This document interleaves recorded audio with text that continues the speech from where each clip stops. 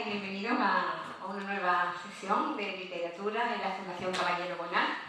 Ya estoy repuesta del COVID, así que para mí es una alegría volver a estar con todos vosotros. Hoy recibimos a los hermanos de la Fundación Ori, porque nosotros somos hermanoris, somos de esa banda de fieles amigos y admiradores de Carlos Edmundo de Ori, que nos dejó una herencia maravillosa no solamente de literatura, sino de amistad, de ingenio, de genialidad, porque era una persona, muchos de vosotros lo conocisteis, porque estuvo aquí en varias ocasiones. Era una persona que tenía esa vitalidad creativa y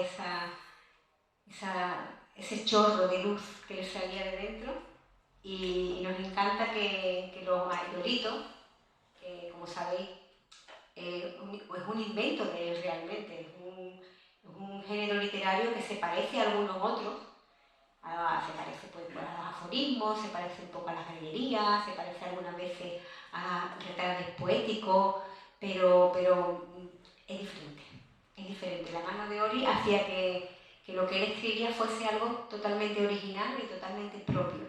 Estos aerolitos por fin están todos reunidos gracias a Carmen, gracias a Laura y creo que también gracias a Salvador y a Javier Vela, que tiene que estar llegando, que los ha editado, y que estén ahora todos reunidos y podamos ver en su amplitud lo que son, lo que es esa constelación de aerolitos. Yo creo que es una suerte y un regalo muy grande, que tengo que agradecérselo a los que están trabajando, que me consta que están desviviéndose por Ori, y a nosotros pues eso nos llega realmente. No voy a gastar más tiempo de esta tarde. Le voy a dar paso a Salvador. Salvador García es el director de la Fundación Carlos Edmundo de Ori, que como sabéis radica en Cádiz y está hermanada con nosotros. No decimos lo de hermanor y no lo digo por decir, es que es verdad que estamos hermanados, somos dos fundaciones muy cercanas. En fin, todo lo bueno que les pasa a ellos, nosotros nos alegra. Así que le voy a dar paso primero a Salvador y después intervendrán Carmen Sánchez y Laura Lacherois, que han estado más ahí metidas en este libro editándolo.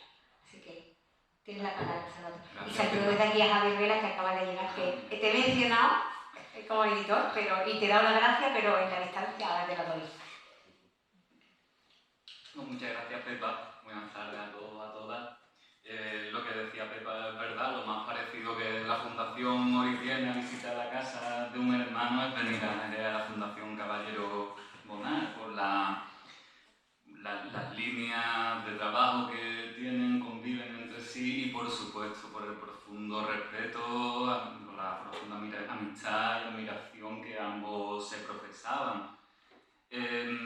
Para Caballero Bonal escribió Ori, un romance para un caballero andaluz, y yo, como bueno, hay que ser agradecido, pues voy a dar algunos versos de los que Ori dedicó a Caballero Bonal, solo son unos poquitos, que decía: a su persona me unen lazos de trama febril, hilos de vida y poesía que se confunden en sí, como el sueño y la vigilia en un continuo fluir de existencia alucinada.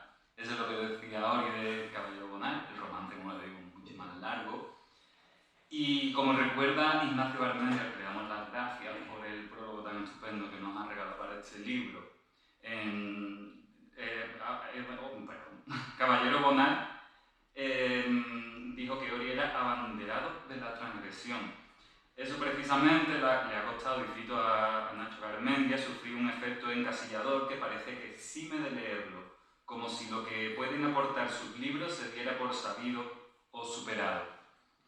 Por eso simplificar la obra de Ori como la del poeta del postismo o el poeta de los aerolitos es acotar mucho y perdernos demasiado un poeta que es mayor. No obstante, claro que el postismo fue importante en su trayectoria y que los aerolitos suponen también una parte sustancial de la misma. Pero también por ejemplo, otro reduccionismo que se hace lo ha citado Pepa, pero no lo ha citado en ese sentido, pero es verdad que muchas veces se reduce los eruditos a un simple heredero de la greguería, de la genial greguería ramoniana. Eso también es mucho, y los eruditos van mucho más allá, demuestran la enorme capacidad de Ori para sintetizar una composición poética enorme. Él lo llamó en alguna ocasión perlas del cráneo llenas de corazón. En ellos está la vocación lúdica del poeta, pero también un hondo pesar. Todo es risa y dolor, algo así diría, en repetidas ocasiones a lo largo de su vida.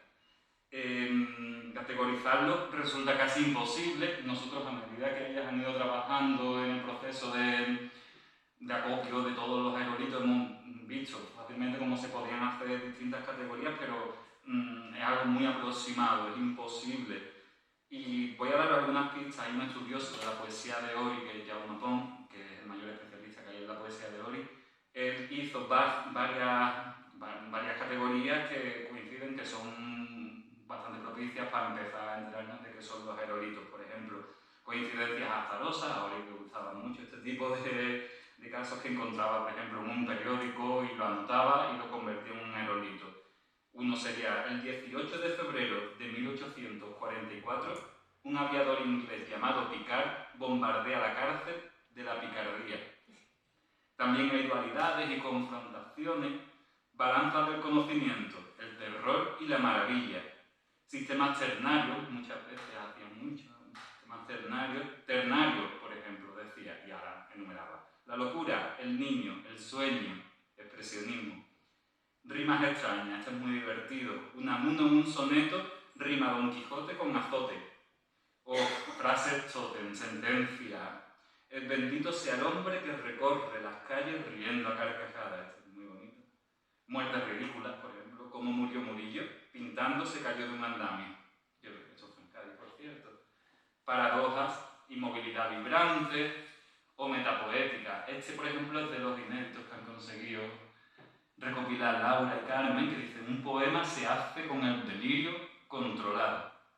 En cualquier caso, esto es una aproximación, porque como ya he dicho, estaría imposible hacer una clasificación de algo que resulta tan original como los aerolitos. Y nada, antes de terminar, a mí me gustaría compartir con vosotros un vistazo rápido a lo que han dicho otros poetas contemporáneos a nosotros, que han comentado sobre los aerolitos de Ori. Pues, por ejemplo, José Ramón Ripoll, poeta de Cádiz, dice que los aerolitos son fugaces instantes de conciencia, o formas perdidas en el sueño, experiencias acumuladas de lecturas, luces de observancia. Carmen Camacho, la poeta de Jaén, que reside en Sevilla, que también es una excelente autora de aforismos, dice: su función es, la función de los aerolitos, desvelar territorios ocultos por la sombra de la razón. Y por ejemplo, Jordi Doce dice que los aerolitos se caracterizan por la rapidez del trazo, su fulguración que lo libera de todo engolamiento o tentación de solemnidad. El aforismo poético, y en particular el aerolito, debe surgir como un chispazo, como algo que llega de pronto, y sin embargo debe haber mucho contenido atrás, mucho pensamiento o una imagen poética, y eso creo que Ori era único. En la edición que vamos a presentar de los aerolitos completos se la daremos a la editorial Firmamento. Otra vez se nos ha escapado al editor. Queremos agradecer, estamos muy agradecidos a Firmamento por haber editado estos aerolitos completos, así como por haber rescatado hace un año una novela de Ori que estaba totalmente desaparecida de las librerías, como es Mefibosé en ONU. Y bueno, si se han editado, ha sido posible gracias al trabajo que durante años han hecho Carmen y Laura. Recuerdo que hace 4 años Carmen un día me comentó: ¿qué te parece si voy recopilando aerolitos en un archivo de Excel? Porque sabíamos que algún día iba a llegar la oportunidad de editar los aerolitos completos.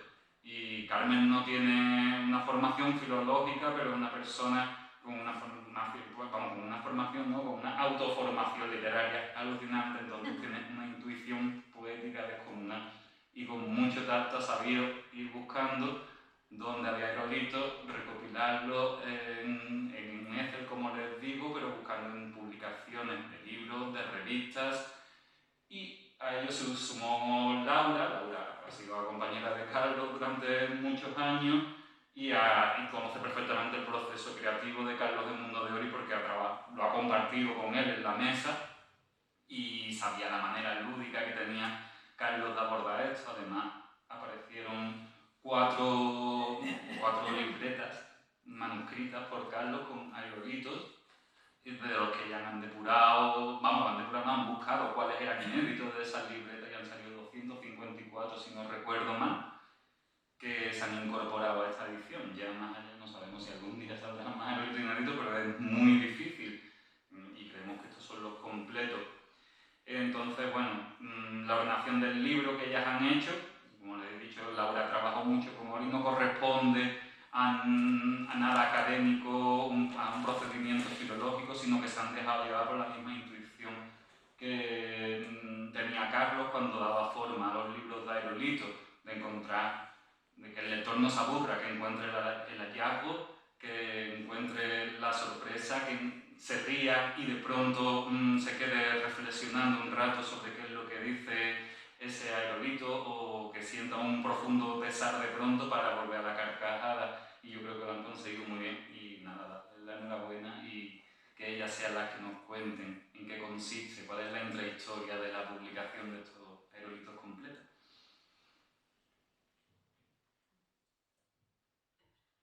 Buenas tardes.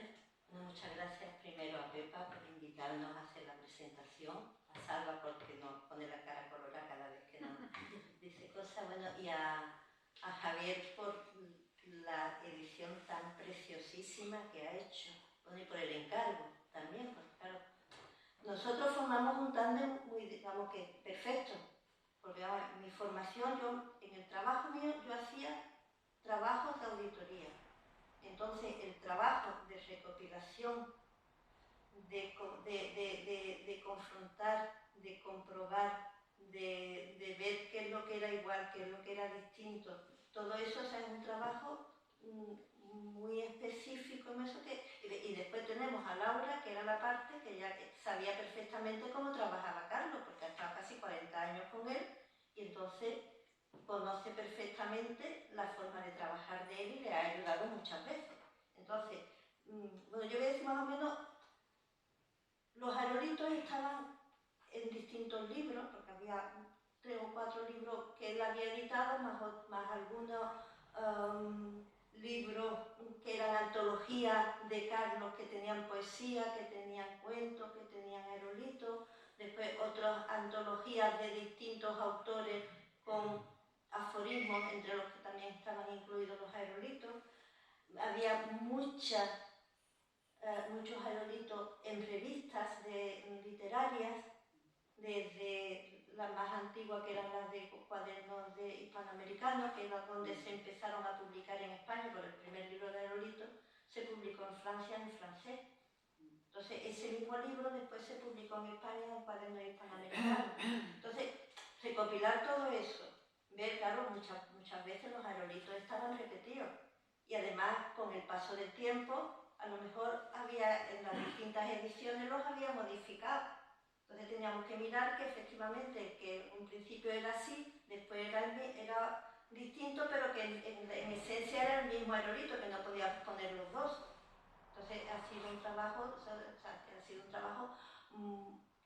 muy de trabajar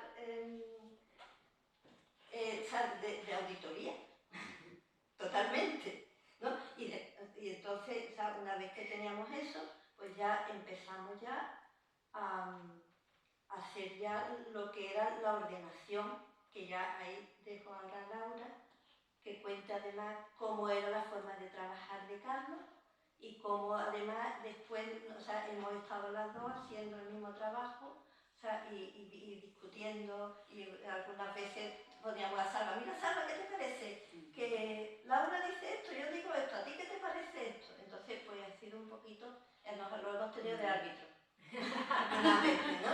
Cuando no nos poníamos, pero casi siempre nos poníamos de acuerdo. Ha sido algunas veces eso, y después además nos dio una cosa fundamental, que es, o sea, nosotros teníamos el último aerolito del libro, y cuando él hizo la revisión, dice, yo creo que el primero puede ser este, y con eso que nos dijo el libro ha quedado redondo. totalmente redondo, porque, vamos, voy a decir el primero y el último.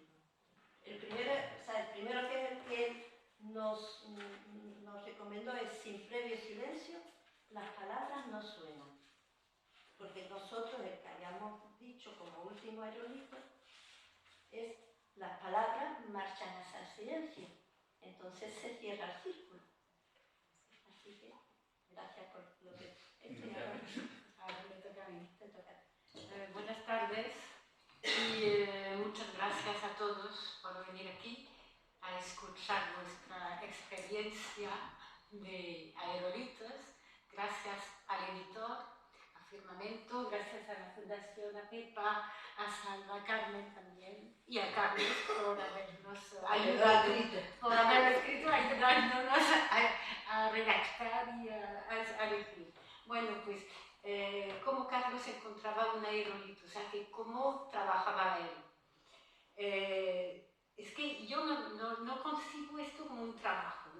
Siempre decía, yo no soy un funcionario de la escritura. Yo no soy como alguno que dice, como es Vargas que va por la mañana, que se escribe, como va a su oficina, escribe y luego ya, no, nada de esto. Bueno, en cuanto a la poesía, porque por ejemplo, artículos, cuando le pedía un artículo no es lo mismo. Para cuentos, como son textos cortos, por lo menos la idea. Bueno, pues entonces, Carlos se fijaba muchísimo en todo lo que tenía, bueno, en la vida cotidiana, porque, bueno, yo a veces me decía, yo necesito ser concreto, muy concreto, lo material, lo concreto. Ahora, la imaginación, la locura para escribir, pero mientras no escribo, lo concreto, porque le costaba, yo creo que le costaba mucho como adaptarse, tenía una discapacidad de adaptación a la vida tremenda, eso sí, pero era su encanto también. Bueno, entonces, en la vida cotidiana, porque también hay que precisar que Carlos era un poeta total, era un ser totalmente poético, tanto en su sentir como en su expresarse, pero expresándose en la vida cotidiana, no solo en tanto que poeta escribiendo poemas. Bueno, entonces, en cualquier momento del día, él repito, le gustaba mucho la vida cotidiana porque tenía muy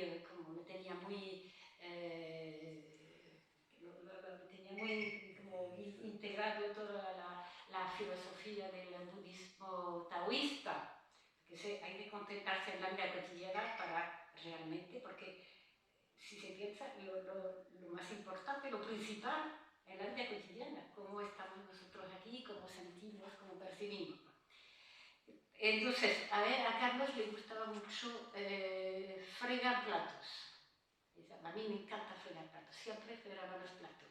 Los secaba y los bolsé, todo las cosas de la comida, y los ponía en su sitio, con mucha concentración, todo lo tenía que hacer con mucha concentración.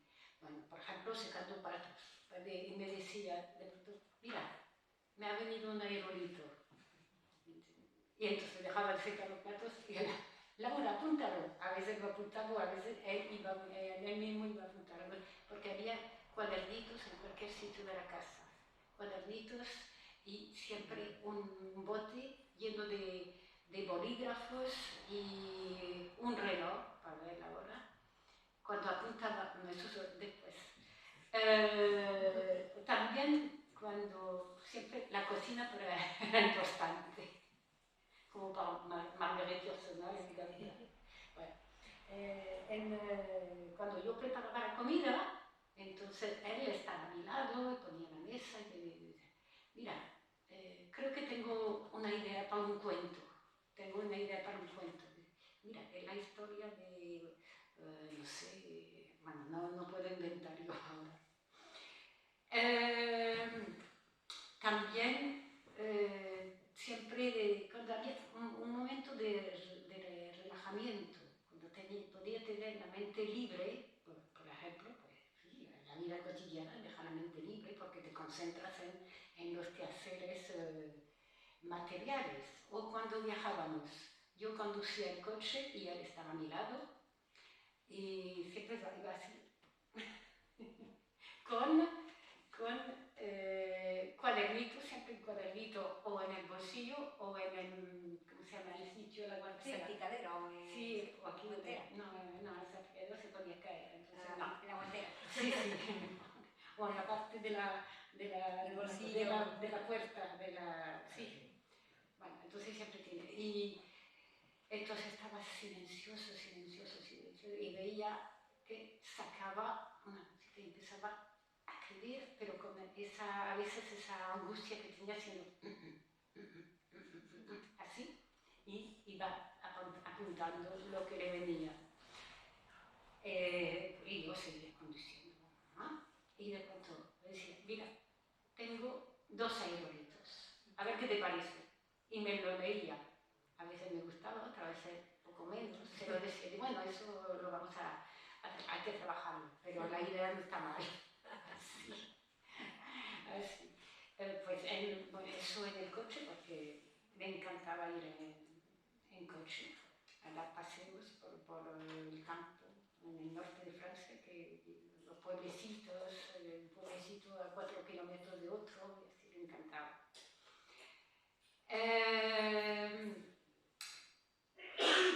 También cuando, bueno, en el coche, como viajábamos muchas veces a España en avión, siempre,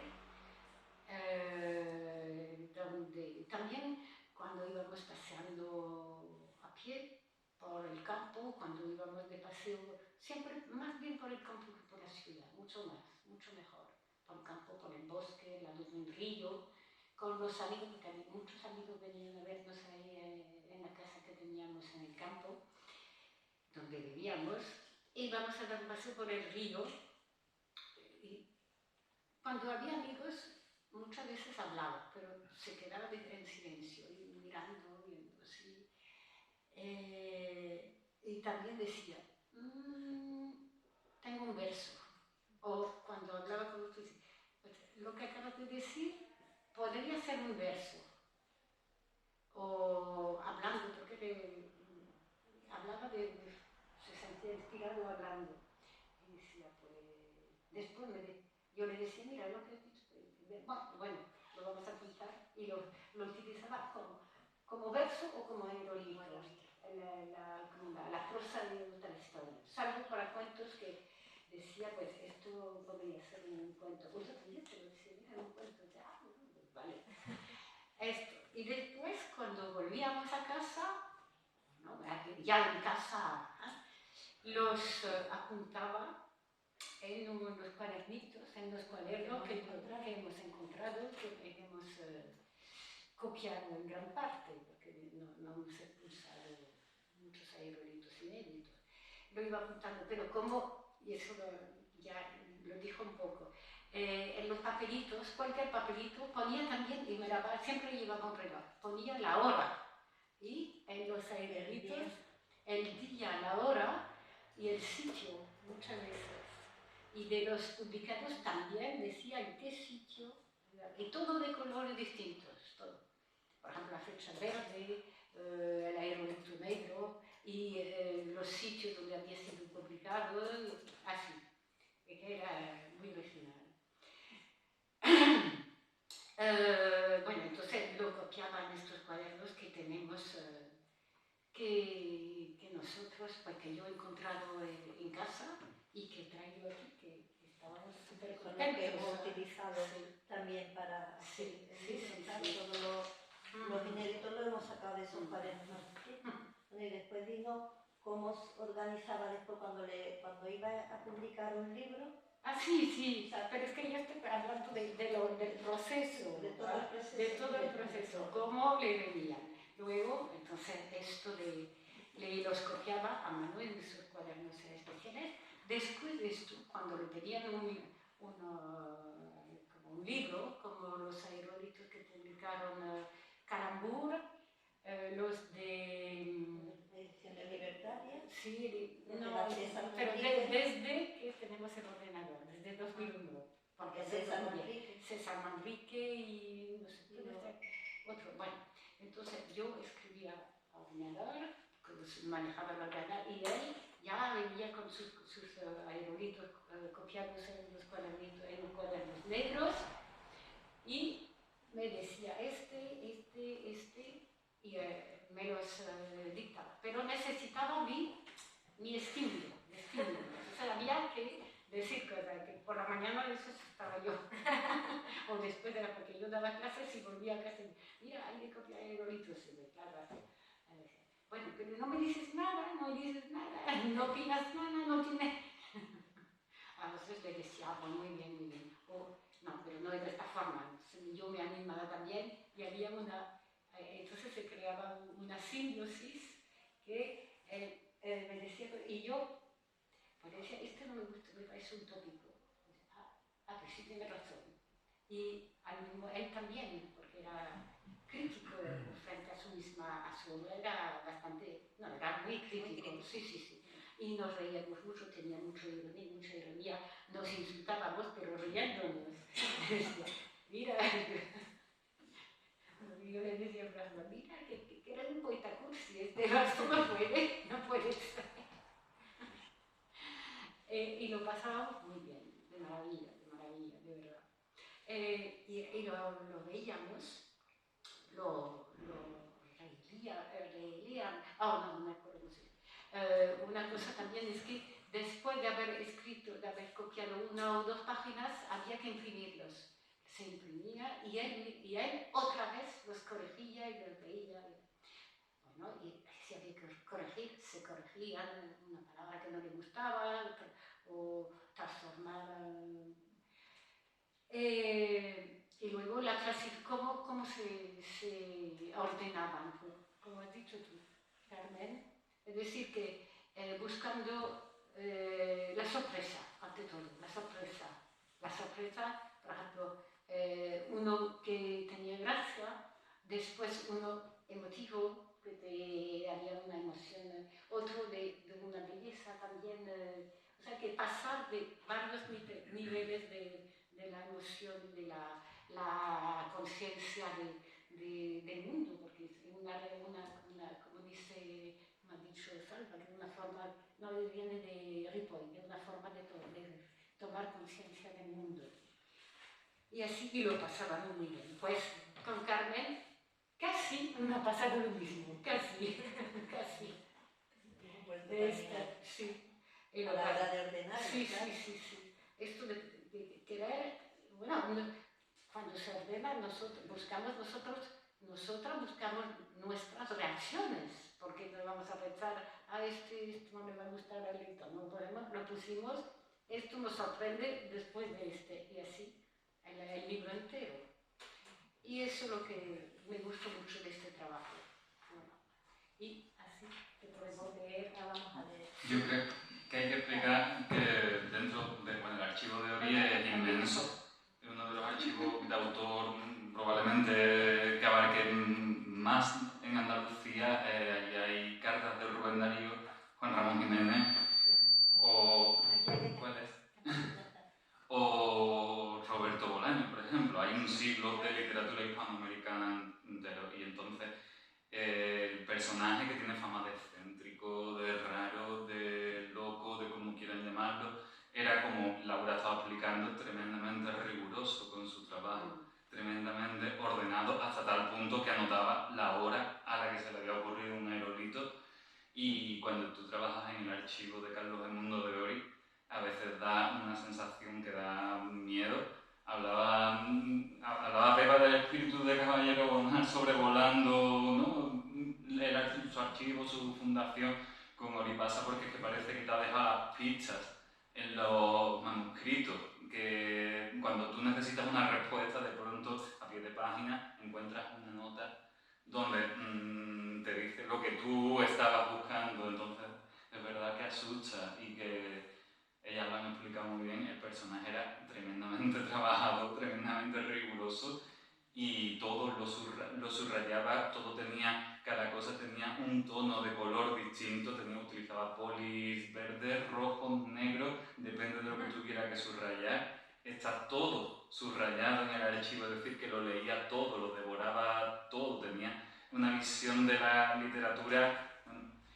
Fue uno de los descubridores de Kafka en España, por ejemplo, cuando él era muy jovencito, y tenía una visión muy inspirada en el romanticismo alemán, cuando en España no era algo tan relevante la tradición literaria española, pero es que también controlaba el barroco o el modernismo porque su padre había sido poeta modernista. Entonces, que estos aerolitos son el resultado de un trabajo de años y años y años de su autor. Creo que no lo han mencionado ellas también, pero muchos aerolitos vienen de otros textos de Carlos Edmundo de Ory. Él escribe y de pronto se da cuenta que hay un aforismo y están extraídos en su mayoría del diario.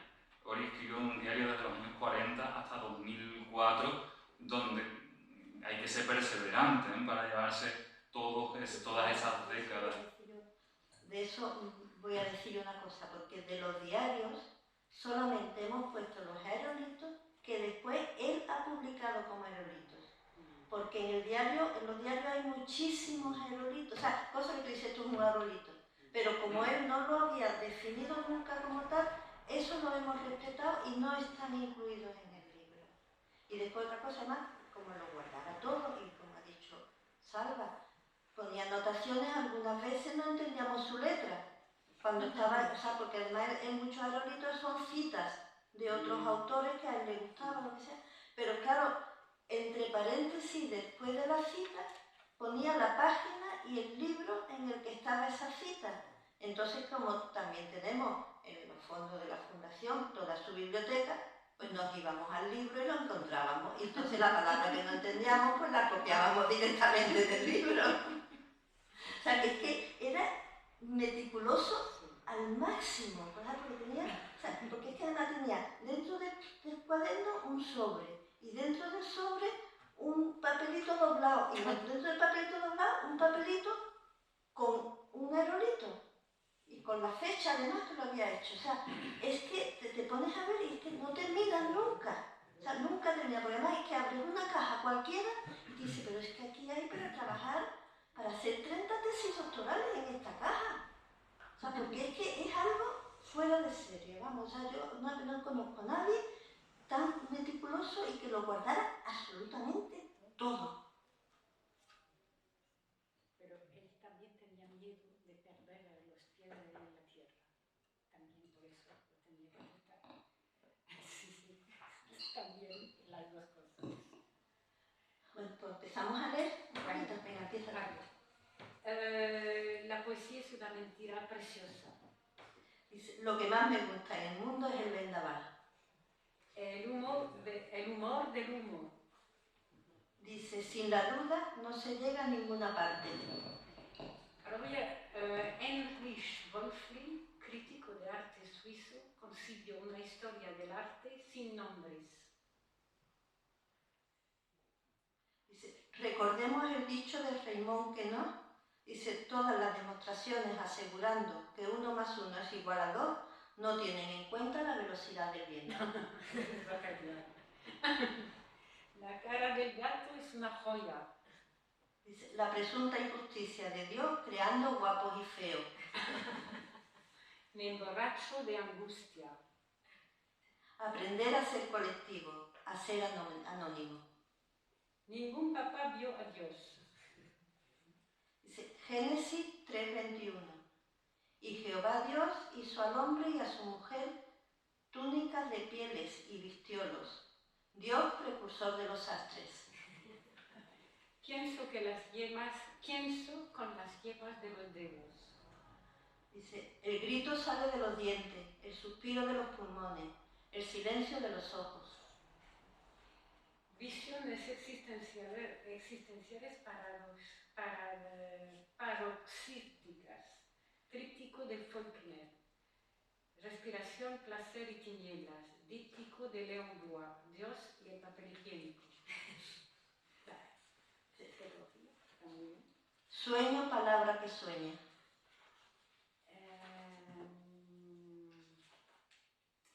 Que Narciso se contemple en su propio escupitajo.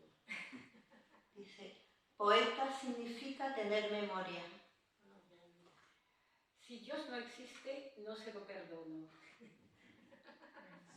Estoy construido de sabor de sueño. Porque se dice morir de risa y no vivir de risa. A veces me voy a pique porque me olvido del timón.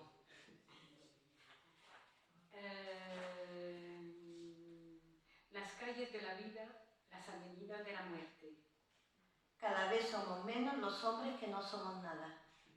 La dolorosa felicidad del ser humano. El hombre trabaja su ignorancia con tesón. Mi alma de solitario guarda bosque. La risa es la campanada del cuerpo. En la Biblia no hay patatas, ni tomates, ni chocolate. Solo lo extraño me es familiar. Ser un minusválido metafísico. El hombre se imperfecciona cada vez más. Un ángel volaba en el cielo de mala gana. Nada es más universal que la estupidez. Me fascinan los constructores de barcos y de violines. Acuérdate de ahora mismo. Nunca cambias de sitio al infinito. No, después además tiene una cosa que tiene lo mismo que tiene algunos poéticos, como habéis visto, algunos tiene algunos muy sociales, otros que son juegos de palabras, otros que son absurdos, o sea que tiene de todo un poco, ¿no? Hay mucho humor negro. Mucho también. humor. Yo no sé, os he leído el de Maldito el pan que no come el pobre.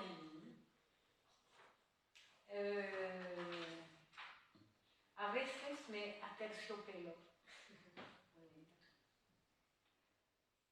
Las palabras son el furor del silencio. Nadie ha escrito la historia de la lluvia. Lo contrario de las tinieblas es la Virgen María.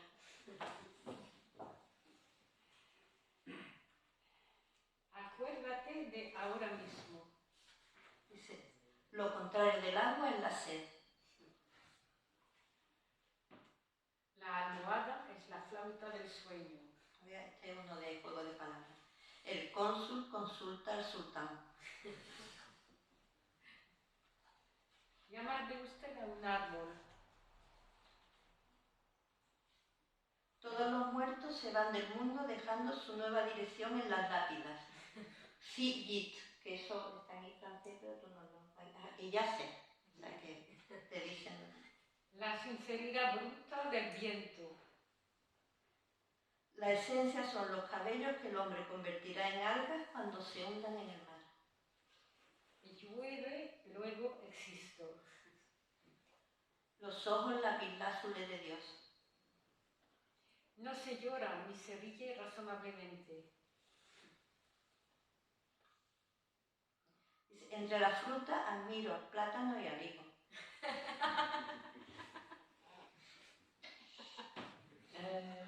Otro, ser serpiente. Dice, el Pinocho nihilista olfatea la nada. Decir tonterías es higiénico.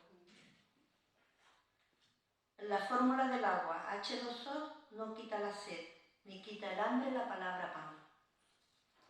Dormir no duele. La solemne inmovilidad del lobo en el bosque. Thanatos, experto en el arte de godañar. Trabajar en el laboratorio del alma. Arte de la vida cotidiana, el disfrute metódico. En la palabra aquí no hay pasado ni futuro. Los únicos metafísicos simpáticos son los borrachos. Crematística, el arte de manejar la mierda del dinero. Mi ángel custodio bromea conmigo de noche. También hay un ángel de la guarda me da cuerda todas las noches, ¿no? O algo así. Confundo la palabra sur con la palabra magra. Dice, si quieres procurar un estilo a tu obra, procura coherencia en tus pensamientos, no en tus frases. El hombre animal escolar. Oigo los sollozos de la secta. mías son las uñas de los dedos del sueño. El puro soplo de mi vida secreta. Hago fuegos de palabras.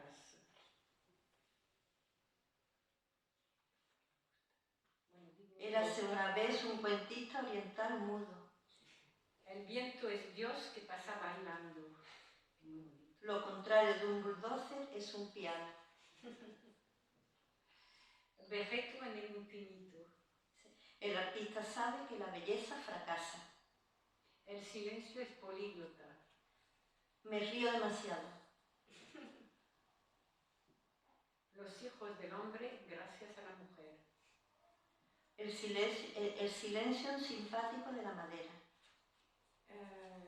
Yo soy el desenterrador de vivos. La música del pensamiento. Mis muletas, el espanto y el humor. Me gusta más la verdad que un huevo frito. Errare divinum est.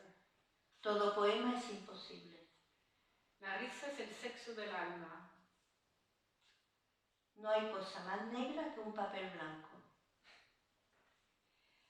El agua seca de los alquimistas. Admiro el lodo tanto como a las estrellas. Perderse a sí mismo mágicamente. Digo mal lo que tengo que decir. Dios, te lo ruego, cree en mí. Dice lo concreto, un fantasma de hierro. Duelo absoluto, luto.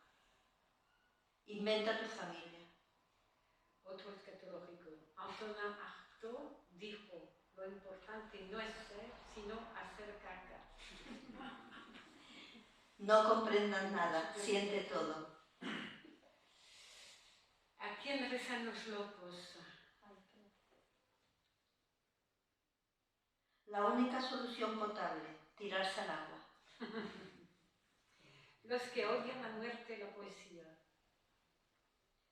El dolor es el laboratorio del poeta.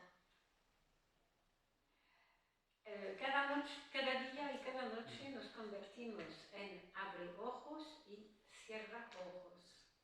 Poesía cuántica. Martilleo un clavo en mi vientre. Vivir como poeta no significa escribir poesía, sino prepararse para hacerlo alguna vez. Perder la memoria como se pierde un hijo. El poema es la casa sin puertas.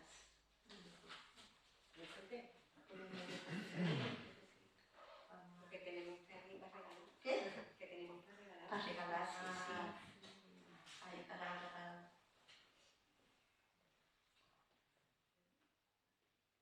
Bueno, yo además me llama la atención también una cosa, o sea, que era avanzado en su tiempo. Porque ahora mismo no lo encuentro por aquí, pero tiene uno que dice, ¿por qué decir madre patria cuando basta con la palabra matria? Sí. Que se le hizo hace un montón de años y está totalmente ahora al día, ¿no? O, entre un hombre justo y un juez la diferencia es grande. Que ese también está más al día, no puede estar. Ese siempre está al día. Solo lo extraño me es familiar.